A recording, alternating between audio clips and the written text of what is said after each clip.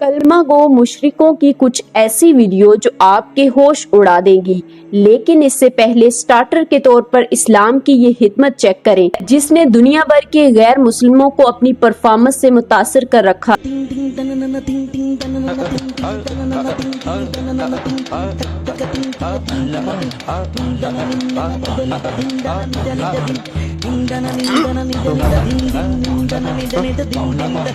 उम्मती उम्मती उम्मती उम्मती उम्मती उम्मती बकवास बंद करा ਤੁਹਾਡੀ ऐसी दी अल्लाह ताला ने कुरान करीम में फरमाया, ए मोहम्मद, हमने तुम पर दीन को मुकम्मल कर दिया, यानी दीन में किसी भी किस्म के इजाफे और तब्दीली की कोई गुंजाइश बाकी नहीं।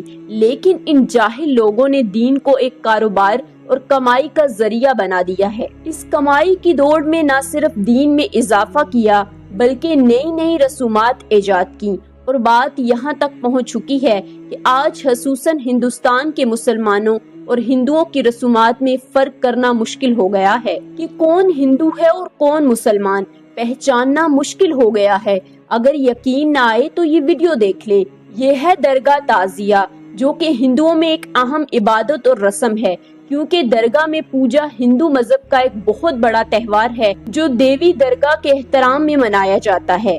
यह खास तौर पर बंगाल, पहाड़, अरीसा और असम वगैरह में बहुत मशहूर है। त्योहार में दरगाह देवी का एक बहुत बड़ा मुजस्समा बनाया जाता है जिसे 10 दिन तक पूजा जाता है। फिर जुलूस की सूरत में गांव या शहर में घुमाया जाता है और आखिर में दरिया या समंदर में बहा दिया जाता है, जैसे ये कोई कचरा या फजूल चीज हो। और बिल्कुल यही काम शिया मुसलमान मुहर्रम के अयाम में ताजिया निकाल कर करते हैं, जो कि इमाम हुसैन और शोहदाए करबला की याद में मनाया जाता है। इनके मुताबिक ताजिया इमाम हुसैन के रोजे की इलामत होता है, जो कि कागज, लकड़ी या दीगर मवाद से तैयार किया जाता है। इसे भी जुलूस की सूरत में गलियों और मोहल्लों में घुमाया जाता है और आखिर में इसे पानी में बहा दिया जाता है। लेकिन आपको बताती चलूं कि आहिस्ता आहिस्ता ये जहालत इस हद तक बढ़ चुकी है कि अब इन ताजियों को इंसानों और जानवरों की शक्ल दी जा रही है, बिल्कुल इसी तरह जैसे हिंदू अपने देवी दरगाह के साथ करते थे।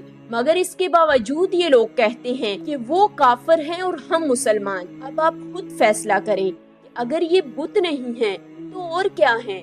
इसी बुत परस्ती को खत्म करने के लिए हमारे नबी सल्लल्लाहु अलैहि वसल्लम ने कितनी कुर्बानियां दी, कितनी तकलीफें बर्दाश्त की, अपने प्यारे सहाबा को जंगों में खोया, भूख, जुल्म और जबर बर्दाश्त किया, अपनी औलाद तक को कुर्बान किया। लेकिन फिर यही उम्मत दोबारा बुत परस्ती की तरफ लौट रही है। हिंदू को हम मुशरिक और काफिर इसलिए कहते हैं कि वो अल्लाह के साथ बुतों को शरीक करता है। हम क्रिश्चियन को काफिर और मुशरिक इसलिए कहते हैं कि वो जीसस के सामने जाके झुकता है, और हम मजारों के पास झुककर भी मुसलमान ही ठहरे। जी, हम दरगाहों पे सजदे करके भी मुसलमान ठहरे। अब जरा ये देखिए, ये लड़का इंडियन क्रिकेटर विराट कोहली की तस्वीर लगाकर, इसके पीछे मस्जिद का मॉडल लगाकर ताजिया बनाकर नाच रहा है और समझता है कि वो मुहर्रम या गमे हुसैन मना रहा है। और सिर्फ नाचना काफी नहीं था, बल्कि ताजिया के सामने लाल परी गाना भी लगा रखा है। ये वीडियो भारत के मधुबनी कोतवाली चौक की है और ये जहालत यहीं तक खत्म नहीं होती। यहाँ पर कोई शेर, कोई चीता, कोई जानवर का लिबास पहन कर नाच रहा है और इनको खुद नहीं पता कि ये क्या कर रहे हैं। जरा लम्हे भर के लिए तसव्वुर करें कि अगर हमारे नबी सल्लल्लाहु अलैहि वसल्लम जिंदा होते तो ये सब कुछ देखकर इन्हें कितनी तकलीफ होती। मेरी सारी जिंदगी की मेहनत, तबलीग और मशक्कतों का बदला उम्मत ने ये दिया कि आज इनके कुछ गुमराह अफराद में पहचान मुश्किल हो गई है कि ये मुसलमान हैं या मुशरिक। जरा ये वीडियो देखकर बताइए, क्या ये उम्मत मुसलमान हो सकती है?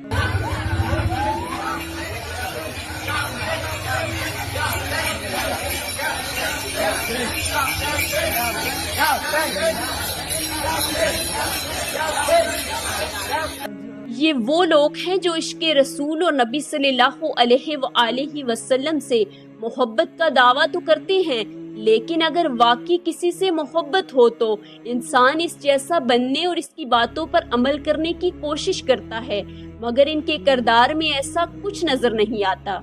और जब इनको समझाया जाता है कि दीन में नई रसूमात ना छोड़ो, قبر پرستی مت کرو، تو ان کا جواب ہوتا ہے ہمارے یہاں پر جو ہے وہ اولیاء کرام سے مدد طلب کرنا یہ ایک نظریہ ہے، یہ ایک عقیدہ ہے. تو بعض لوگ اس پر اعتراض کرتے ہوئے کہتے ہیں کہ یہ تو شرک ہے، اور دلائل وہ بیان کر رہے ہوتے ہیں کہ جو بتوں کی مذمت میں ہے. اللہ اکبر. بتوں پر نازل ہونے والی آیتیں مسلمانوں پر چسپاں کرے گی، اولیاء کرام پر چسپاں کرے گی. یہ تو وعید بیان کی گئی ہے، ان کو پتا ہوتا ہے کہ بتوں پر آئی ہیں پھر بھی بیان کر رہے ہوتے ہیں اولیاء. یہ بھی پھر بھی کر رہے ہوتے ہیں. اب آپ نے ان لوگوں کی بات سن لی، اب ذرا قرآن پاک کی بات بھی سن لیں. سورت نحل آیات نمبر 20 میں اللہ تعالیٰ فرماتا ہے جنہیں یہ لوگ اللہ کے سوا پکارتے ہیں وہ کوئی چیز بھی نہیں بنا سکتے، وہ خود مخلوق ہیں، بے جان ہیں، زندہ نہیں ہیں، اور انہیں خبر بھی نہیں کہ وہ کب دوبارہ اٹھائے جائیں گے. یہاں مردوں کی بات ہو رہی ہے، یعنی مردہ انسانوں کی، نہ کہ پتھروں کی.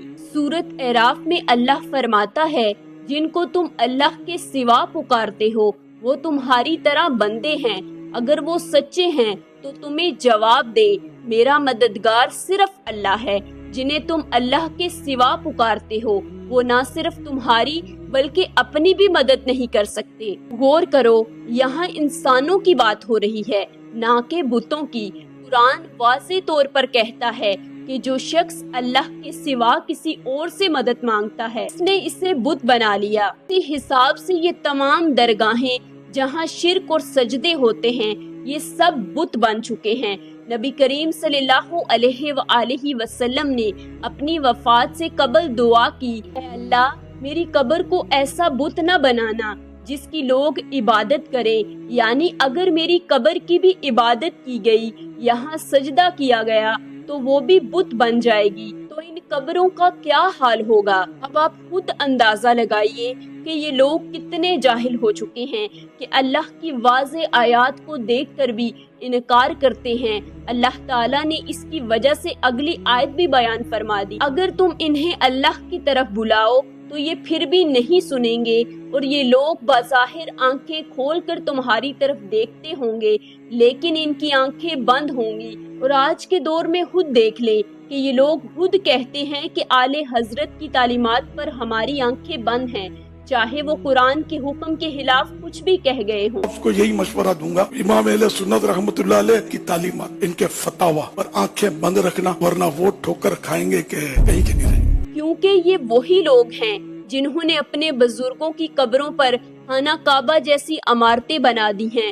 ان کے دروازے کو جنتی دروازہ کہہ دیا ہے. جو بھی شخص یہاں سے گزر جائے وہ جنتی ہو جاتا ہے، بس تھوڑی سی فیس اور نذرانے کے بدلے. پاکستان کے شہر پاک پتن میں بابا فرید کے دربار پر بھی یہی کچھ ہو رہا ہے. یہاں بھی ایک جنتی دروازہ بنایا گیا ہے، جو بھی شخص اس دروازے سے گزر جائے وہ جنتی ہے، اور پھر چاہے وہ زندگی میں جو بھی کرے سب کچھ جائز ہے. یہاں تو جیسے لوٹ سیل لگی ہوئی ہے. پہلے یہ دروازہ 2-3 دن کے لیے کھولا جاتا تھا، اب محکمہ اوقات نے اسے 7 دن کے لیے کھولنے کا ارادہ کیا ہے تاکہ بزنس کا دورانیہ بڑھ سکے اور پاکستان بھر سے غریب، جاہل اور گمراہ لوگ یہاں آ کر اپنے نذرانے لٹا سکیں. حالانکہ اللہ کے رسول صلی اللہ علیہ وآلہ وسلم نے اپنے صحابہ کے لیے بھی ایسی کوئی جنت کی گارنٹی نہیں دی، اور نہ ہی کعبہ کے دروازے کے بارے میں ایسی کوئی بات موجود ہے، لیکن یہ گارنٹیاں ان کے پاس موجود ہیں. اب ذرا چیک کریں، خواجہ معین الدین چشتی کا دربار ہے.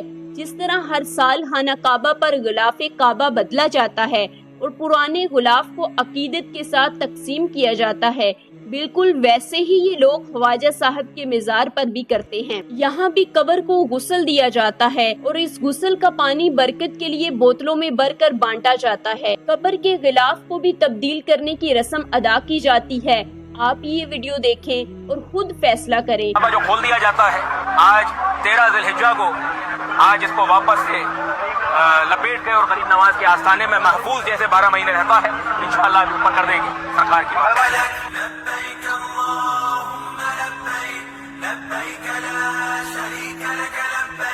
اب میں یہ نہیں کہتی کہ ان سب چیزوں میں اولیاء اکرام کی بھی غلطی ہے یا ان کی تعلیمات ایسی تھیں، کیونکہ مجسمے تو حضرت عیسیٰ علیہ السلام کے بھی عیسائی بناتے ہیں، حالانکہ وہ ساری زندگی توحید کی تبلیغ کرتے رہے.